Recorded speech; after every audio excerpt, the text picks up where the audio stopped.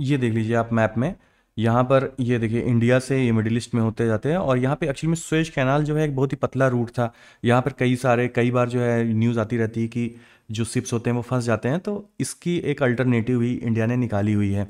साथ ही साथ यहाँ पर ये स्ट्रेट ऑफ हॉर्मोज है, और ये है स्ट्रेट ऑफ बाब अल मंडेब।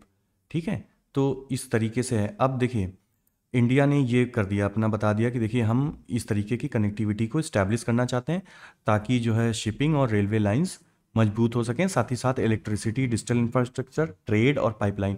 तो ये हो गए काउंटर मीजर्स टू BRI। और स्ट्रिंग ऑफ पर्ल्स की हम लोग भी बात करते रहते हैं कि जहाँ पर इंडिया जो है इंडियन ओशन में चाइना को काउंटर कर सकें। ठीक है, इंडियन ओशन में। तो अब ये बात होगी, आइए चलते हैं अब अगला आर्टिकल डिस्कस करते हैं। उसके बाद में देखिए ये अगला आर्टिकल है फिर से आर्टिफिशियल इंटेलिजेंस के ऊपर, जिसमें ये बताया जाता है कि जो आर्टिफिशियल पर डिपेंडेंसी हमारी बढ़ती जा रही है वो हमारे लिए कितना खतरा हो सकती है, और साथ ही साथ इस आर्टिफिशियल इंटेलिजेंस को किस तरीके से मिसयूज़ किया जा सकता है हमारी ह्यूमैनिटी के अगेंस्ट में। जो राइटर हैं वो बहुत ही एमिनेंट हैं और बहुत ही नॉलेजेबल पर्सन है। देखिए MK नारायणन है, intelligence bureau former national security adviser भी रह चुके हैं, former governor of West Bengal भी हैं, फॉर्मली एग्जीक्यूटिव चेयरमैन ऑफ साइक्यूरिक्स, तो किसी साइबर सिक्योरिटी कंपनी के इनिशिएटिव के हेड भी रह चुके हैं। ठीक है, तो ये देखिए ये अपनी बात जो स्टार्ट करते हैं वो बताते हैं कि सबसे पहले तो ये आप समझिए कि एक तो जेनरेटिव AI है, ठीक, जिसके बारे में हम पढ़ते हैं जैसे ChatGPT और गूगल का जो गूगल बार्ड करके है। और जनरेटिव AI हो गया। दूसरी बात ये एक नई चीज़ लेके आते हैं, कहते हैं जो सबसे स्ट्रांग होने वाली है वो है आर्टिफिशियल जनरल इंटेलिजेंस। ठीक, ये बताते हैं कि ये देखिए ये जो आर्टिफिशियल जनरल इंटेलिजेंस है ये समझ लीजिए एक न्यूरल नेटवर्क होगा। ये ऐसा न्यूरल नेटवर्क होगा जो ह्यूमन के ब्रेन को, कॉग्निटिव फंक्शंस को, इमोशंस को, रीजनिंग को, लॉजिक्स को और किसी भी रिजल्ट में डिसीजन लेने की क्षमता को पूरी तरीके से इमिटेट कर सकता है, कॉपी कर सकता है। और ये आर्टिफिशियल जनरल इंटेलिजेंस आप ऐसे समझ लीजिए कि ये एक ऐसा बड़ा इंटेलिजेंस सिस्टम है जो कि खुद दूसरे छोटे मोटे चाइल्ड आर्टिफिशियल इंटेलिजेंस सिस्टम को जनरेट कर सकता है, यानी कि खुद ही ये जनरेट कर सकता है। ठीक, तो ये एक ब्रॉडर आर्टिफिशियल इंटेलिजेंस है जो कि ह्यूमन के बराबर में है।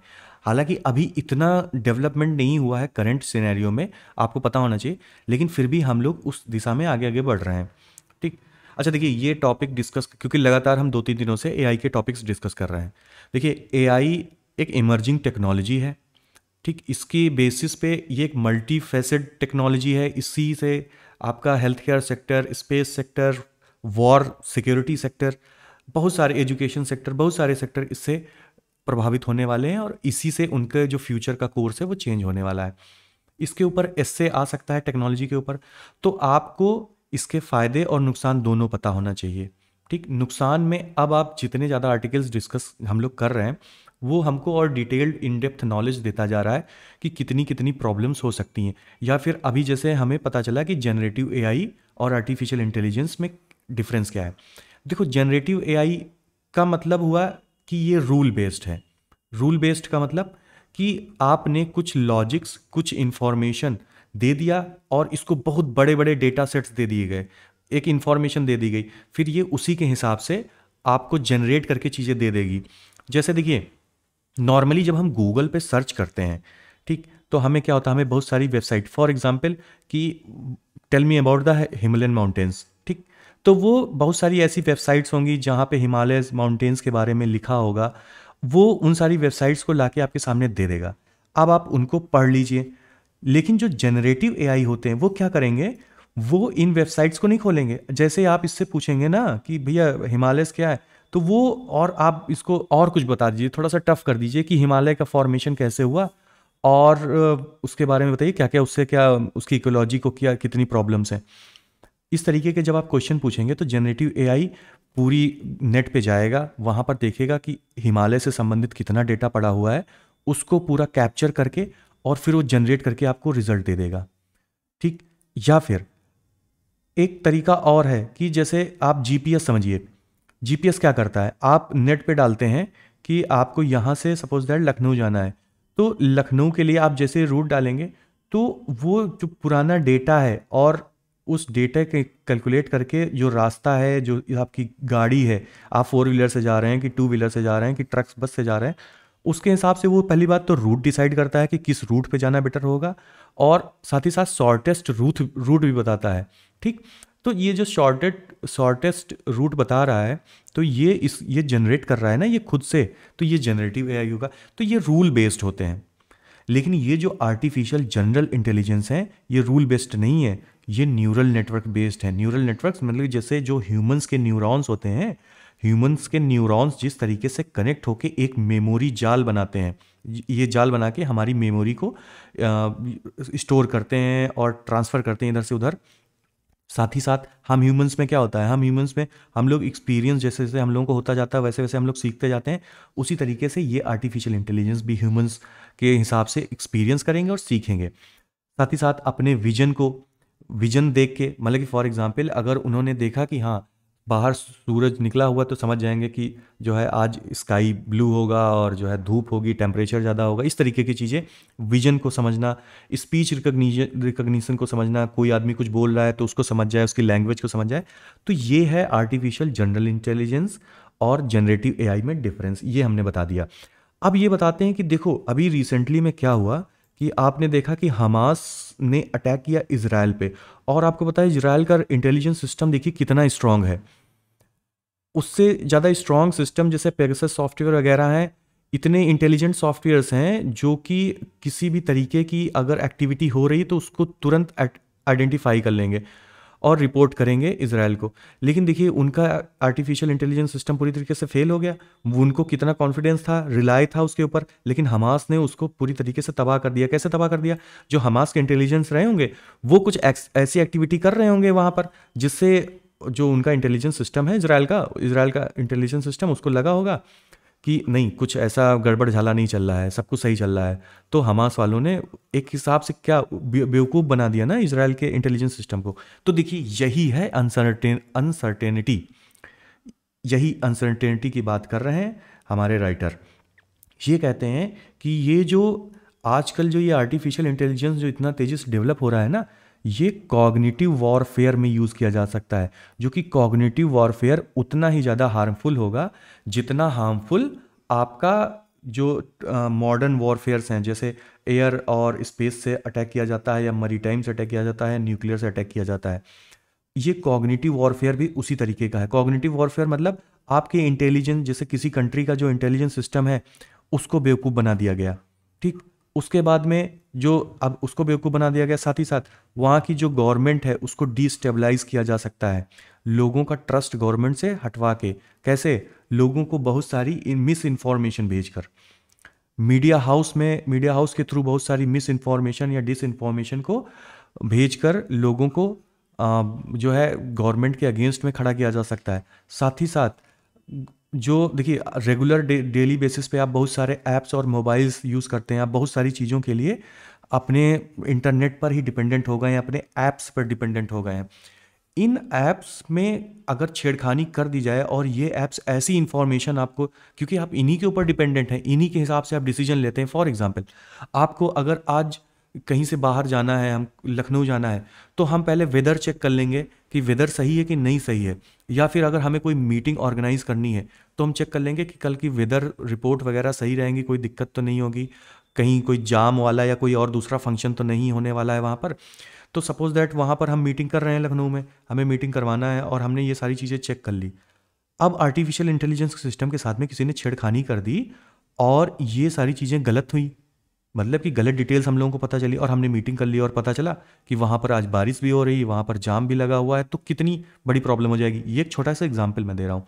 तो इस तरीके की जो प्रॉब्लम्स हैं, मिस इन्फॉर्मेशन, इसकी वजह से हमारे डिसीजंस और हमारा फ्यूचर कोर्स दिक्कत होगा, ठीक। अब इसकी सहायता से जब हम लगातार गलत इन्फॉर्मेशन भी पा रहे हैं मीडिया हाउसेस से, ठीक, गलत डिसीजन भी ले रहे हैं, तो हमारा जो बिहेवियर है वो हमारा चेंज हो जाएगा, लोगों का बिहेवियर चेंज होगा, ठीक। उसी के साथ ही साथ में जो हमारा ट्रस्ट है गवर्नमेंट पे वो डिक्रीज होगा और गवर्नमेंट की कैपेबिलिटी का भी नुकसान होगा।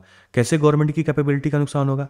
भाई गवर्नमेंट के पास में जो उसके इंस्ट्रूमेंट हैं। जैसे आज देखिए, इसराइल की गवर्नमेंट की कैपेसिटी कहीं ना कहीं डिक्रीज हुई कि नहीं हुई इंटेलिजेंस के मैटर में, अगर उसका इंटेलिजेंस फेलियर हुआ। साथ ही साथ उसको जो है अब अपनी आर्टिफिशियल इंटेलिजेंस सिस्टम को रेक्टिफाई करने के लिए कुछ फंड्स फिर से और मैन ह्यूमन रिसोर्स अलॉट करना पड़ेगा कि नहीं करना पड़ेगा। Same goes with the misinformation and disinformation. अगर मिस इन्फॉर्मेशन फैल रही तो गवर्नमेंट एजेंसीज को फिर से बहुत सारा फंड एलोकेट करना पड़ता है कि ये सारा जो इफेक्ट है इसको अंडू किया जा सके। जैसे हेट स्पीसीज बहुत तेजी से फैलने लगती तो उसके खिलाफ फिर ऑफिसर्स को डिप्लॉय करना पड़ेगा, टेक्नोलॉजी का डिप्लॉयमेंट करना पड़ेगा। तो देखिए ये कैसी कैसी अनसर्टेनिटीज़ जो है पैदा हो रही हैं इस एआई की वजह से।